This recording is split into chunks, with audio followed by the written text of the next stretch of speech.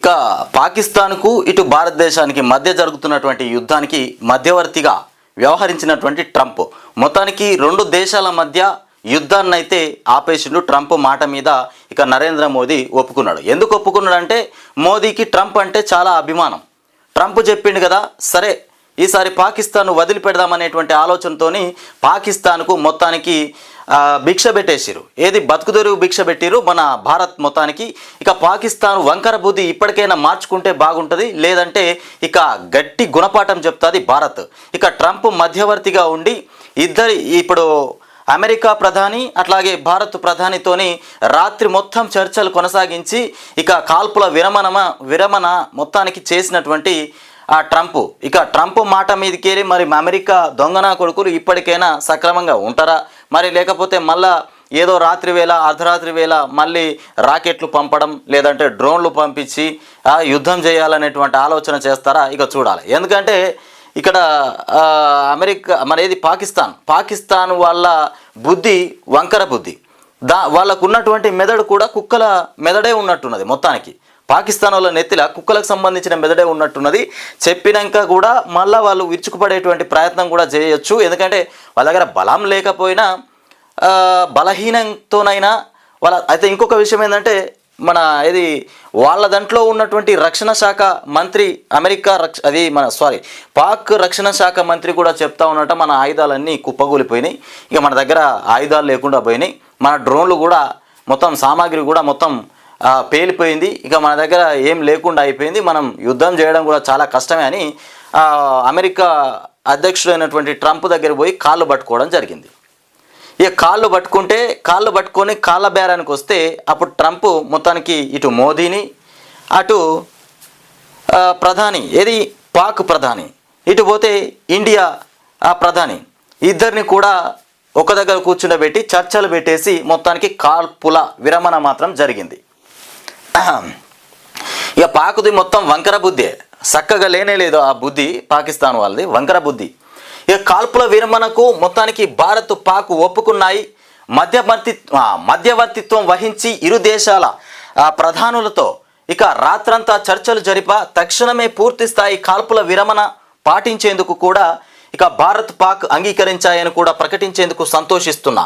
ఇక common sense గొప్ప తెలివితేటలను కూడా ప్రదర్శించినటువంటి ఆ రెండు దేశాలకు నా అభినందనలు. ఈ విషయంలో మొత్తానికి వారు సానుకూలంగా స్పందించినందుకు కూడా ధన్యవాదాలు అంటూ ఇక మొత్తానికి అమెరికా అధ్యక్షుడైనటువంటి ట్రంప్ చెప్తున్నటువంటి అంశాలు. ఇక ట్రంప్ నేపథ్యంలో మొత్తానికి సమావేశం అయితే ఏర్పడ్డది. ట్రంప్ చెప్పిండనే ఇవాళ మోదీ అసలు ఎవరు చెప్పినా తగ్గేటువంటి వ్యక్తి కాదు. ఎందుకంటే అంతకుముందు ఇక్కడ ట్రంప్కు మోదీకి చాలా సన్నిహితమైనటువంటి సంబంధాలు ఉన్నాయి కాబట్టి ఇక ట్రంప్ మాటకు గౌరవం ఇచ్చి ఇవాళ మోదీ ఒప్పుకోవడం జరిగింది. పాకిస్తాన్ మీద దాడికి సంబంధించి వీళ్ళు పోయి కాళ్ళ బేరానికి వచ్చేసిరు. ట్రంప్ దగ్గర పోయి కాళ్ళు పట్టుకోవడం జరిగింది. ట్రంప్కు నరేంద్ర మోదీ సన్నిహితంగా ఉన్నాడు, అందుకే పిలిచి చర్చలు పెట్టిరు. ఇప్పటికైతే ఈ రకంగా చర్చల్లో ఆగిపోయినరు. మన పాకిస్తాన్ ఏమాత్రం వంకర బుద్ధితో ఎప్పుడు ఎలాంటి చిన్న దాడికి పాల్పడ్డా ఇప్పుడు భారత్ మాత్రం ఊరుకునేటువంటి పరిస్థితి లేదు. ఇంకొక విషయం ఏంటంటే వాలంటరీగా కూడా భారత్ ఆర్మీ వాళ్ళు చెప్పినారంట, వాలంటరీగా కూడా ఎవరైనా పాకిస్తాన్ మీద దాడికి యుద్ధం చేయడానికి రెడీగా ఉంటే రండి, యుద్ధం చేయండి అని చెప్పినటువంటి అంశం. వాలంటరీగా రమ్మంటే కూడా భారతీయులు 1000 మంది ముందుకు వచ్చిందంట. మేము పాకిస్తాన్ను మట్టు పెడతామని 1000 మంది ముందుకు వచ్చిందంట. అట్లా రక్తము మరిగిపోతూ ఉంది. ఆ దొంగన కొడుకుల మాటలు వింటూ ఉంటే, వాళ్ళ చేష్టలు చూస్తూ ఉంటే మరిగిపోతూ ఉంది. అసలు పాకిస్తాన్ అనేది ప్రపంచ పటంలో నుండి లేకుండానే చేయాలి. నిజానికైతే భారతదేశంలోకి చొరబడి మరీ మీ భారతీయులను చంపేస్తున్నారని మాట్లాడుతూ ఉన్నారట. పాకిస్తాన్ నా కొడుకులు. వాళ్ళను అసలు ఇక్కడ ఉన్న ఈ భారతదేశంలో పాకిస్తాన్కు సంబంధించిన వాళ్ళు ఉన్నా కానీ వాళ్ళను మట్టు పెట్టాలి, దొరకబట్టి తన్నాలి, ఇంకేదైనా చేయాలి వాళ్ళను. లేకపోతే కాల్పుల విరమణకు ఒప్పుకుని మళ్ళీ ఫైరింగ్. ఇంకా వంకర బుద్ధి చూడండి, కాల్పుల విరమణకు ఒప్పుకున్నాక కూడా మళ్ళీ ఫైరింగ్ చేసిండ్రంట. ఇది ఇది పాకిస్తాన్కు ఉన్నటువంటి దరిద్రమైనటువంటి బుద్ధి.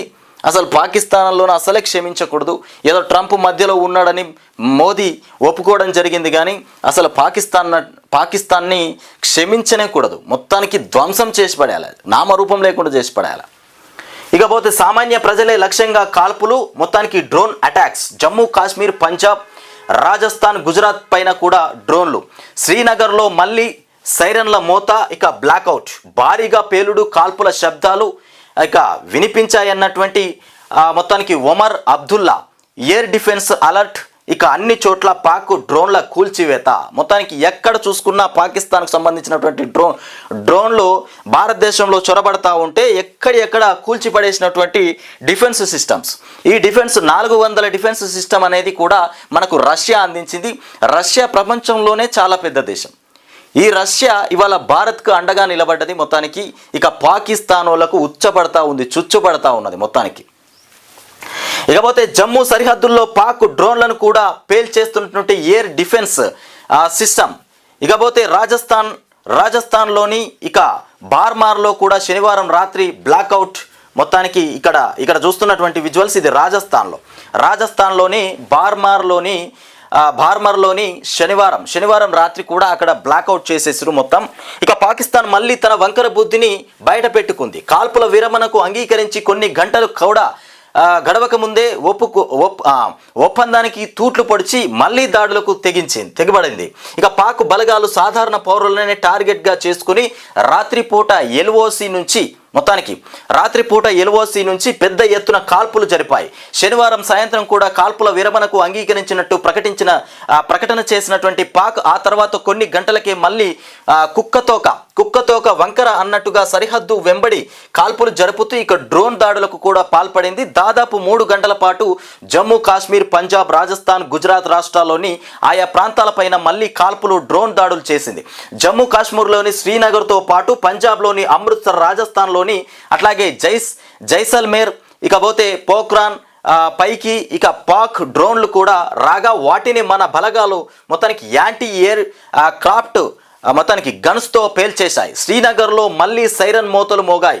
ఇక సిటీ అంతా కూడా బ్లాక్అవుట్ విధించారు. మొత్తానికి వైష్ణోదేవి యాత్ర ఇక బేస్ క్యాంప్ వద్ద కూడా మొత్తానికి డ్రోన్ యాక్టివిటీ ఇక కనిపించడంతో ఆ ప్రాంతాల్లో కూడా బ్లాక్అవుట్ ప్రకటించారు. ఇక బారాముల్లాలో ఓ డ్రోన్ను కూడా కూల్చేశారు. ఇక సాంబా, రాజౌరి సెక్టార్లలోనూ కూడా డ్రోన్లను కూల్చేశారు. పంజాబ్లో అమృత్సర్, గుజరాత్ ఇక గురుదాస్, ఇక ఫిరోజ్పూర్, ఇక పఠాన్కోట్, అట్లాగే హోషియార్పూర్, ఇక జలంధర్, ఫరీద్ కోట్లలో కూడా డ్రోన్లను మొత్తానికి గుర్తించి ఆయా ప్రాంతాల్లో లైట్లు ఆఫ్ చేశారట. ఇక పాక్ బలగాలు ఎల్ఓసి వెంబడి మళ్ళీ కాల్పులు జరిపాయి.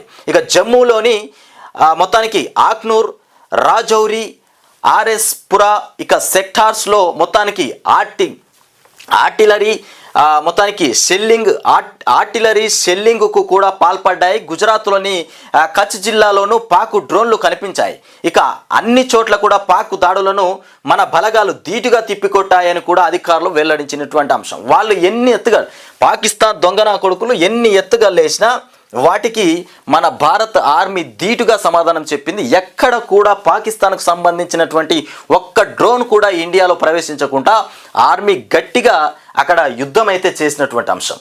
ఇకపోతే వంకర బుద్ధి చూపెడతా ఉంది ఇవాళ పాకిస్తాన్. ట్రంప్తోని మొత్తానికి చర్చలు కొనసాగించిన తర్వాత కూడా మళ్ళీ దాడులకు దిగింది పాకిస్తాన్. ఇక పాకిస్తాన్ విడిచిపెట్టేటువంటి ప్రసక్తే లేదు.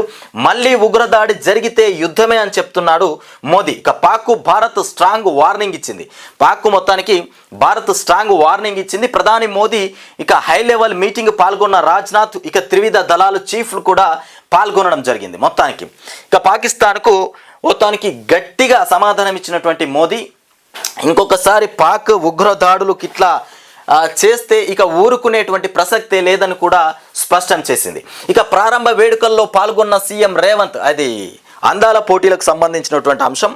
ఇక అందాల పోటీలు ఇక భారత్కు పాకిస్తాన్కు యుద్ధం జరుగుతూ ఉంటే రేవంత్ రెడ్డి ఏదైతే అందాల పోటీకి సన్నాహాలు ఏర్పాటు చేసిండో అవి ఇంకా నడుస్తూనే ఉన్నాయి.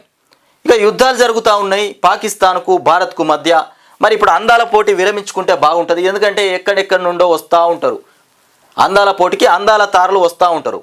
మరి ఏ సిచ్యువేషన్లో ఏం జరుగుతుందో కూడా అర్థం కానటువంటి పరిస్థితి. ఎందుకంటే భారతదేశంలో ఎయిర్పోర్ట్లు కానీ, నేషనల్ హైవే కానీ, ఇక నావాకు సంబంధించి దారులలో కానీ మొత్తానికి ఎక్కడ చూసుకున్నా కానీ హై అలర్ట్ విధించారు. ఎందుకంటే ఎప్పుడు ఏం జరుగుతుందో, పాకిస్తాన్ ఎవరితో చేతులు కలిపి దాడి చేస్తుందో అనేటువంటి ఆలోచన మీద. కానీ రేవంత్ రెడ్డి హైదరాబాద్లో మాత్రం మిస్ వరల్డ్ పోటీలు పెడతా ఉన్నాడు. ఈయనకు అసలు ఇప్పుడు మిస్ వరల్డ్ పోటీలు అది ఆపితే ఏమవుతుందో మరి ఆపకూడదో మరి తెలియదు, కానీ మొత్తం మీద జరుగుతూ ఉన్నాయి. ఇంకొకటి దానికి సంబంధించి కూడా కొత్త బస్టాండ్ కూడా కడతా ఉన్నారట. అది కట్టడానికి 6 నెలల సమయం పడుతుంది బస్టాండ్. మరి 6 నెలల సమయం దాకా ఈ మిస్ వరల్డ్ పోటీలు మరి ఎన్ని సంవత్సరాలు నడుస్తాయి? వీళ్ళ ప్రభుత్వం అయిపోయేదాకా నడుస్తాయా? మరి ప్రభుత్వం ఉన్నన్ని రోజులు ఉంటుందా? బస్టాండ్ కట్టడానికి అయితే 6 నెలలు పడుతుంది.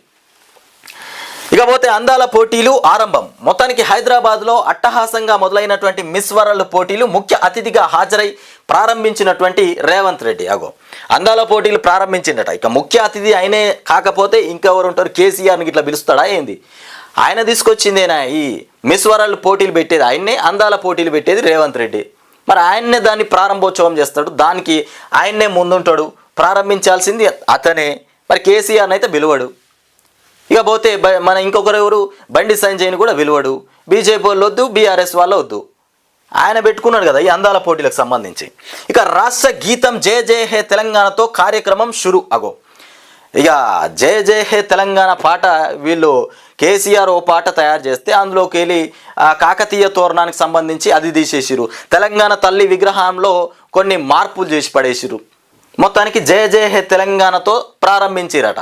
ఏది అందాల పోటీ, అందాల పోటీకి సంబంధించి జయ జయ హే తెలంగాణతోని ఆ పాట వేసి ఆ పాటతోని ప్రారంభించారు. ఎందుకంటే దేశాల నుండి వచ్చినటువంటి అందాల తారలకు కూడా తెలంగాణ జయ జయ హే గీతం వినిపించాలని మొత్తం మీద మంచిగానే చేసిండు. ఇది బాగానే ఉన్నది. ఇకపోతే ఆకట్టుకున్నటువంటి తెలంగాణ కళా ప్రదర్శనలు, మొత్తానికి ర్యాంప్ వాక్తో మెరిసినటువంటి అందాల భామలు. వా ఇక చూడరు, ఇగో ర్యాంక్, మొత్తానికి ర్యాంప్ వాక్తో మెరిసినటువంటి అందాల భామలు, ఆకట్టుకున్న తెలంగాణ కళా ప్రదర్శనలు. హైదరాబాద్లోని గచ్చిబౌలి స్టేడియంలో మిస్ వరల్డ్ పోటీలు శనివారం ప్రారంభమయ్యాయి. ఇక miss world CEO Julia merely మంత్రి జూపల్లి కృష్ణారావుతో కలిసి సీఎం రేవంత్ రెడ్డి పోటీలను ప్రారంభించారు. రాష్ట్ర గీతం జయ జయ హే తెలంగాణతో కార్యక్రమం మొదలైంది. అనంతరం తెలంగాణ సంస్కృతి సాంప్రదాయాలు కూడా ప్రారంభించేలా ఇక నిర్వహించిన కళా ప్రదర్శనలు కూడా ఆకట్టుకున్నాయి.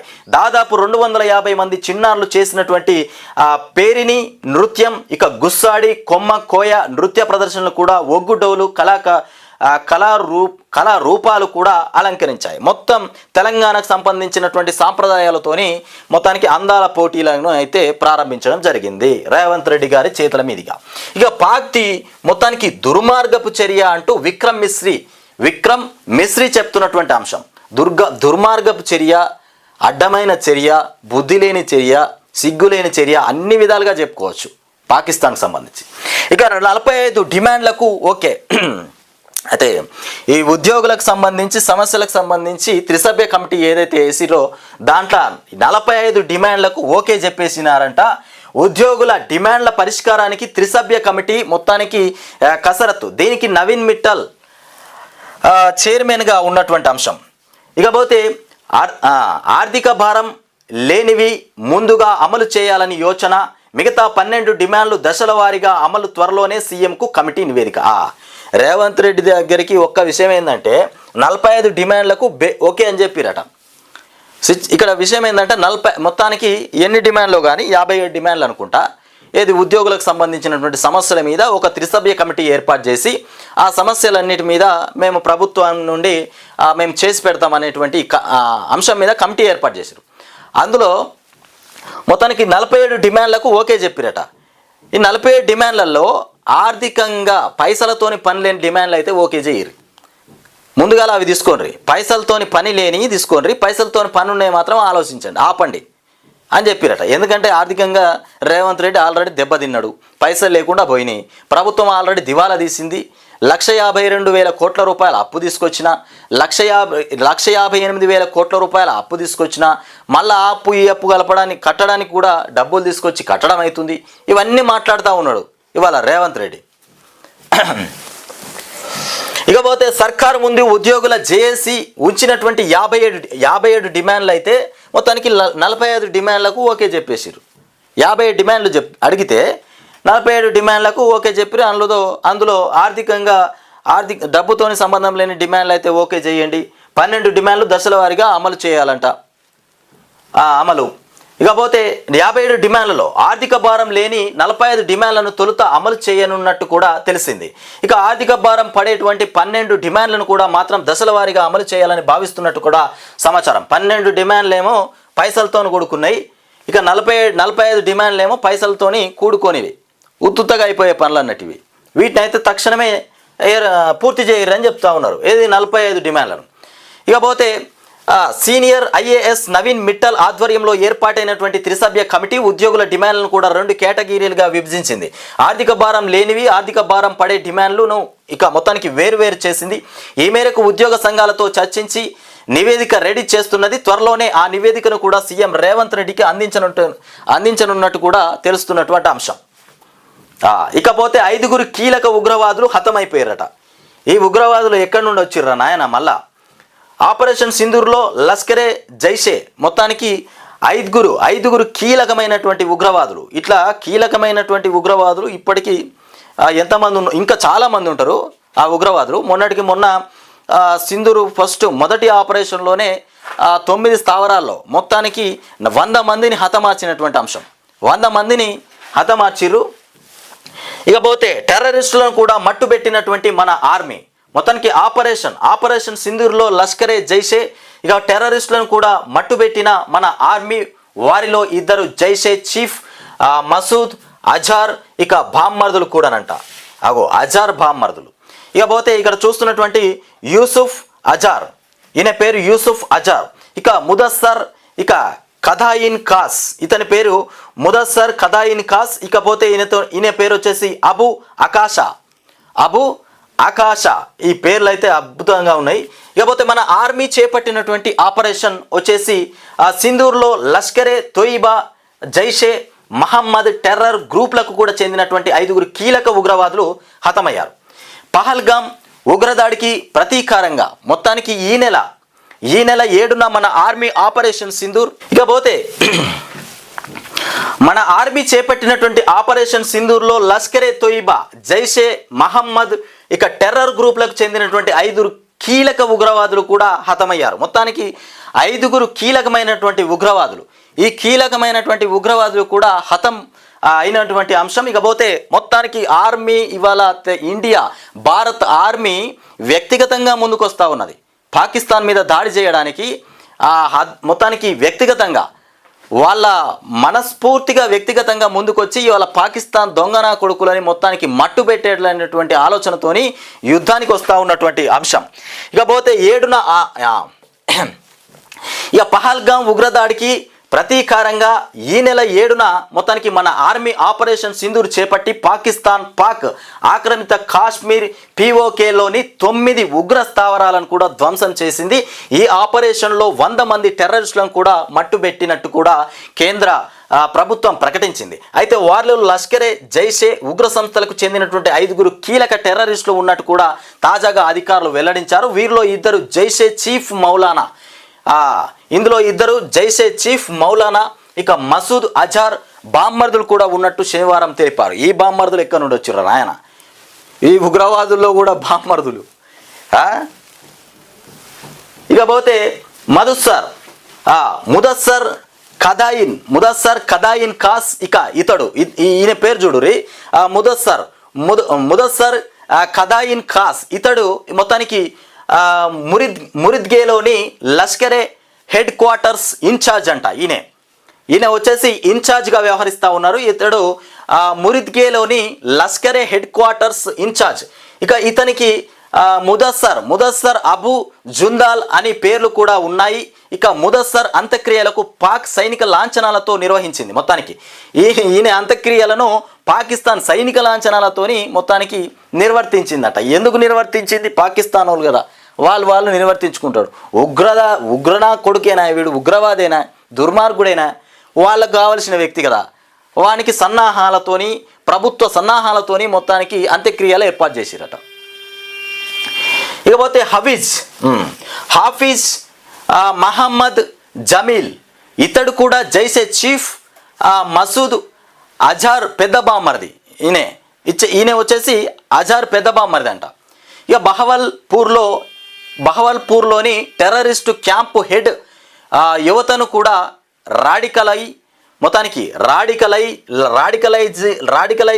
రాడికలైజ్ చేసి జైషే ఉగ్ర సంస్థల్లో మొత్తానికి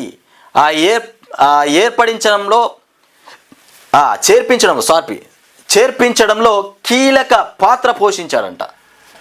కీలకమైనటువంటి పాత్ర. ఇక ఇస్లాం పేరు ఎత్తడానికి పాక్కు అర్హత లేదు. ఇస్లాం పేరు ఎత్తడానికి పాకిస్తాన్కు అర్హత లేదు. ఇక అమాయకులను, చిన్నపిల్లలను చంపుతూ మారణ హోమం సృష్టిస్తున్నది అసదుద్దీన్ ఓవైసీ చెప్తా ఉన్నటువంటి అంశం. పాకిస్తాన్కు ఇక IMF $1 బిలియన్ రుణం ఎలా ఇస్తుంది? ఆ ఫండ్ను ఇంటర్నేషనల్ మిలిటెంట్ ఫండ్గా మార్చేశారు. ఇక పాక్ను నిరాయుధీకరణ చేయాలని కూడా ప్రపంచ దేశాలకు విజ్ఞప్తి.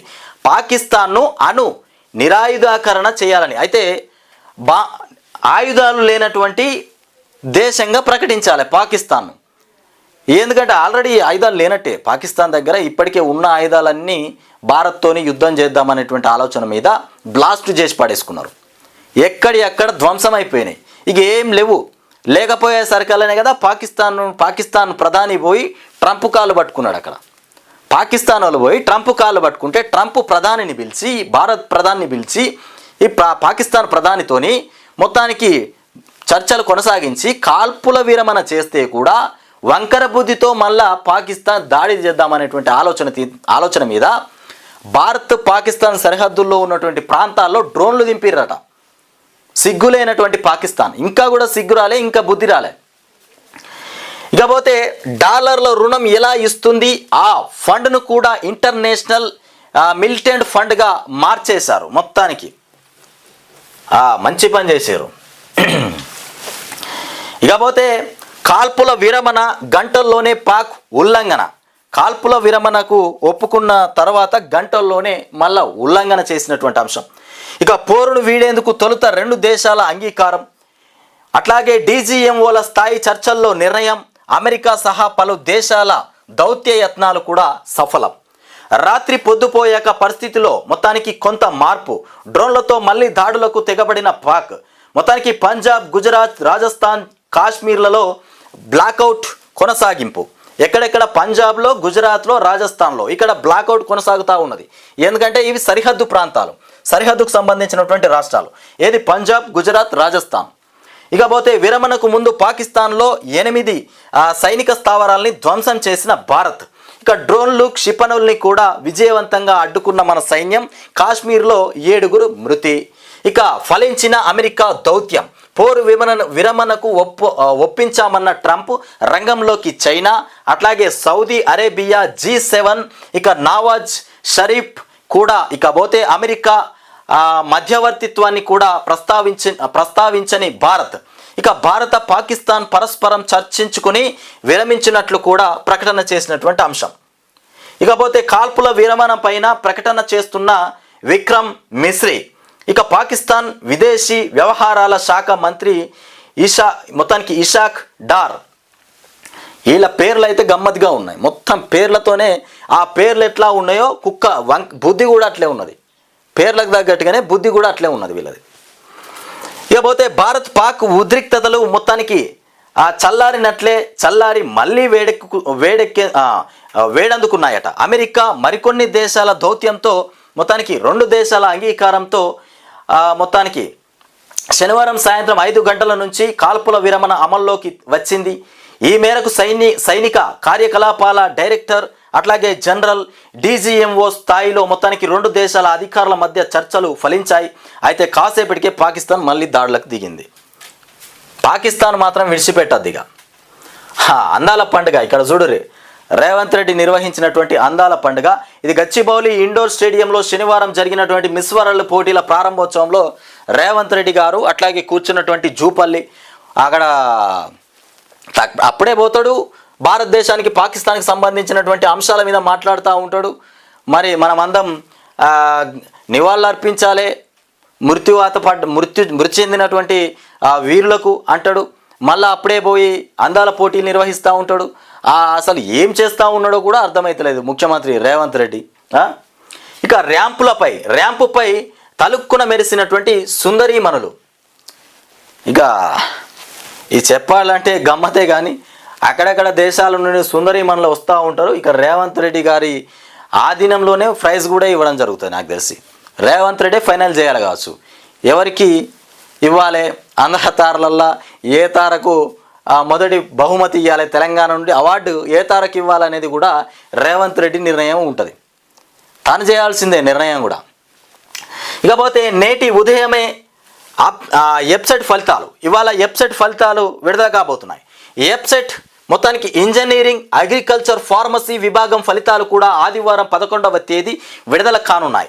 ముఖ్యమంత్రి రేవంత్ రెడ్డి ఉదయం 11 గంటలకు హైదరాబాద్లోని తన నివాసంలో ఫలితాలను కూడా విడుదల చేయనున్నారు. ఏప్రిల్ 29, 30 తేదీల్లో జరిగినటువంటి వెబ్సైట్ అగ్రికల్చర్ విభాగంలో 81,198 మంది, మే 2, 3, 4 తేదీల్లో నిర్వహించినటువంటి ఇంజనీరింగ్ విభాగానికి 2,07,190 మంది హాజరయ్యారు.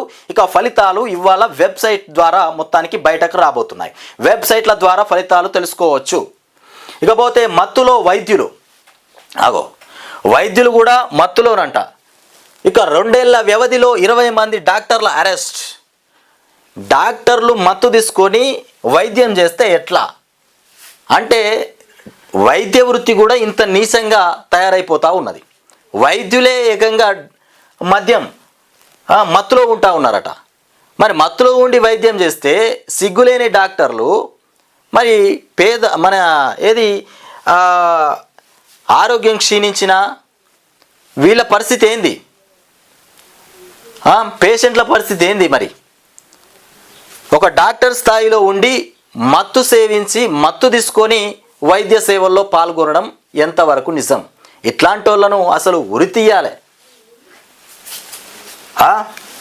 ఎంతమంది ప్రాణాలు కోల్పోయారో ఈ మత్తు తీసుకొని ఆపరేషన్స్ చేయడము, వాళ్ళకి లేకపోతే ట్రీట్మెంట్ చేయడము, ఇవన్నీ చేస్తూ ఉంటాయి. తాజాగా యువ వైద్యురాలి డ్రగ్స్ కొనుగోళ్ల వ్యవహారంతో సంచలనం. వైద్యురాలే డ్రగ్స్ కొనుగోలు చేసే అంశం తెరపైకి వచ్చేసిందట, వెలుగులోకి వచ్చేసింది. గంజాయికి బానిస అవుతున్నటువంటి వైద్య విద్యార్థులు.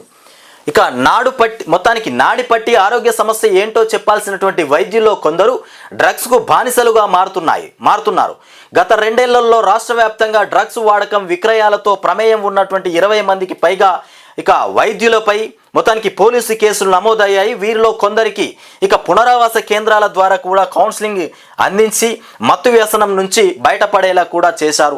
లక్షల మందితో పోటీ పడి ఎన్నో అవరోధాలను కూడా దాటుకొని వైద్య పట్టా పొందినటువంటి వారు మానసిక ఒత్తిళ్లను అధిగమించేందుకు, జీవితాన్ని ఇక ఆస్వాదించేందుకు మత్తుకు చేరువవుతున్నారని కూడా పోలీసు అధికారులు విశ్లేషిస్తున్నారు. ఒక డాక్టర్ కావాలంటే ఎంతో కష్టపడాలి.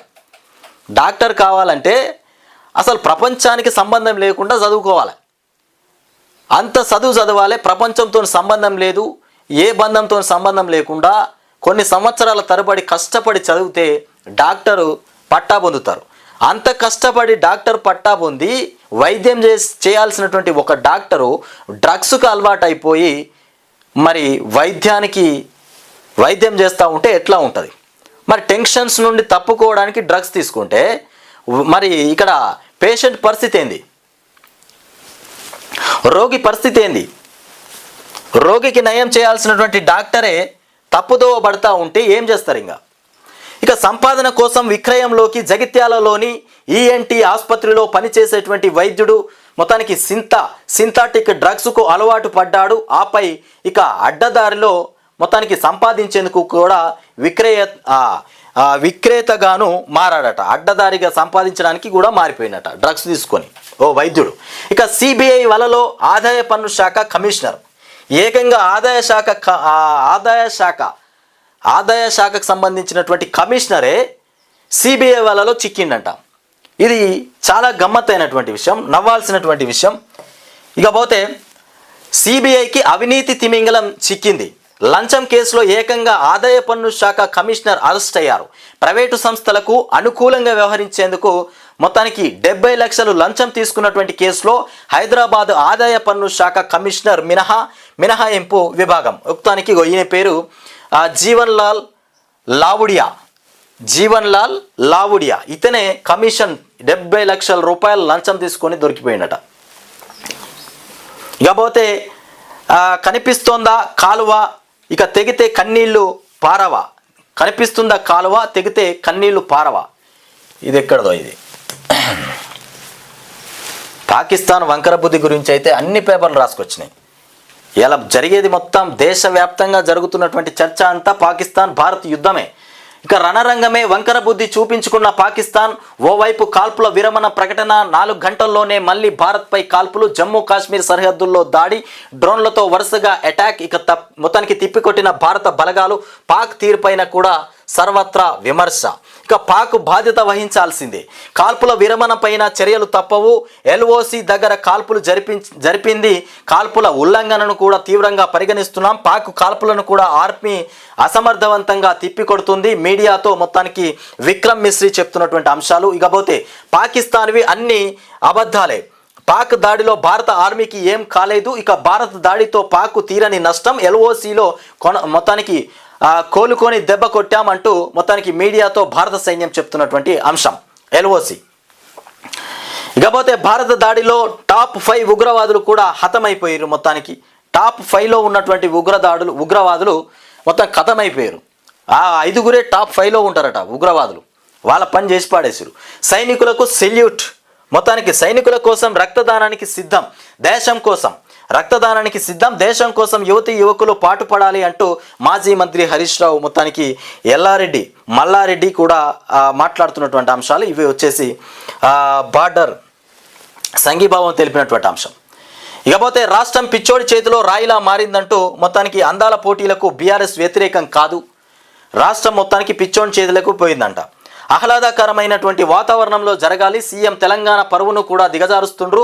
పాలన అంటే చిన్నపిల్లల ఆటన. ఇక సీఎం ఆలోచన ఇక విధానం మారాలి. అందాల పోటీలను తక్షణమే ఆపాలి. బీఆర్ఎస్ ఎమ్మెల్యే కేపీ వివేకానంద అందాల పోటీలు అసలే ఆపడు. అందాల పోటీలు ఆపితే ఆదాయమే పోతుందా? అందాల పోటీలతోనే రాష్ట్రానికి ఆదాయమే. అందాల పోటీలు ఆపాలంటే రేవంత్ రెడ్డి ఎట్లా ఆపుతాడు చెప్పురు? ఆయన ఆపడు. ఇప్పుడు దేశాలకే పంచాయతీ పుడుతూ ఉన్నది. ఓ దిక్కు యుద్ధాలు జరుగుతూ ఉన్నాయంటేనే ఆయన ఇవాళ అందాల పోటీలను ప్రారంభించడానికి పోయిండు. అట్లాంటి ముఖ్యమంత్రి అందాల పోటీలను ఆపమంటే ఆపుతాడా? అసలే ఆపడు. ఎన్ని రోజులే అందాల పోటీలు నిర్వహించాలని 6 నెలల నుండి కలగంటాడు. ఆ కళ ఇవాళ సాకారమైంది. లేక సాకారమైన సమయంలో ఆపాలంటే అసలే ఆపడు. వంకర బుద్ధి అసలుకే మారది. సీఎం తెలంగాణ పరువును ఎప్పుడో దిగజార్చిండు. ఆయన ప్రమాణ స్వీకారం చేసినప్పుడే, ముఖ్యమంత్రిగా ప్రమాణ స్వీకారం చేసినప్పుడే తెలంగాణ రాష్ట్ర పరువు గంగల కలిసిపోయింది. పరువు లేకుండా తీసి పాడేసిండు. ఇకపోతే అట్టహాసంగా ఆరంభమైనటువంటి 72వ మిస్ వరల్డ్ పోటీలు. మొత్తానికి పోటీలో 110కి పైగా దేశాల అందమైనటువంటి భామలు. 31వ తేదీ వరకు కూడా కొనసాగనున్న పోటీలు. మొత్తానికి 110కి పైననే దేశాలు ఈ అందాల పోటీలో పాల్గొంటున్నాయట. ఈ అందాల పోటీలను అడ్డం పెట్టుకొని మరి భారత్కి ఏమన్నా ముప్పు జరిగే అవకాశం కూడా ఉండొచ్చు. ముందే హైదరాబాద్ను టార్గెట్ చేస్తూ ఉన్నారని చెప్తా ఉన్నారు. మరి హైదరాబాద్లోనే మిస్ వరల్డ్ పోటీలు జరుగుతూ ఉన్నాయి. ఇది ఇంకా పెద్ద సంచలనమైనటువంటి వార్త. రేవంత్ రెడ్డి కొన్ని రోజులు బంద్ చేస్తే అయిపోయేది. మోదీ సర్కారు అంగీకారం పైన దేశం విస్మయం. ఈ కాల్పుల విరమణ, లంచం తీసుకుంటూ దొరికిపోయినటువంటి మొత్తానికి కమిషనర్, ఇన్కమ్ ట్యాక్స్ కమిషనర్. ఇక దేశ రక్షణకు దుర్భేద్య దుర్గంలా త్రివిధ దళాలు, పాక్ పైన మన సైన్యం అద్భుత విజయాలు సాధిస్తున్న తరుణంలో మోదీ ప్రభుత్వం అనూహ్య నిర్ణయం తీసుకుంది. ఒక్కసారి అవాక్కై ఇక విస్తుపోయినటువంటి భారత ప్రజానికం సోషల్ మీడియాలో కూడా రచ్చ, ఇక టీవీలో చర్చ, ఇక సమర్థించుకోలేక బీజేపీ వాట్సాప్ వర్సిటీ తంటాలు, ఇందిరాగాంధీ శాస్త్రి ఉండి కూడా ఉంటేనా కాంగ్రెస్,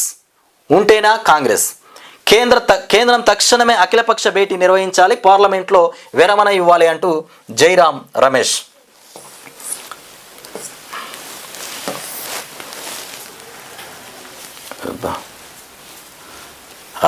ఇక పాక్ ఉల్లంఘన దేశమే విస్మయం పోయే రకంగా విస్మయం అంట. 2 పాక్ జెట్ ఫైటర్లు కూల్చివేత, 2 పాక్ జెట్ ఫైటర్లను కూడా కూల్చేసినటువంటి అంశం. కాల్పుల విరమణ ఉల్లంఘన పైన ధీటుగా జవాబిస్తామని చెప్తున్నటువంటి ఒప్పందాన్ని ఉల్లంఘించడం సరికాదు, పాక్ బాధ్యతగా వ్యవహరించాలి, సైన్యానికి పూర్తి అధికారాలు ఇచ్చాం, ఇక విదేశాంగ సెక్రటరీ విక్రమ్ మిశ్రీ చెప్తున్నటువంటి అంశాలు.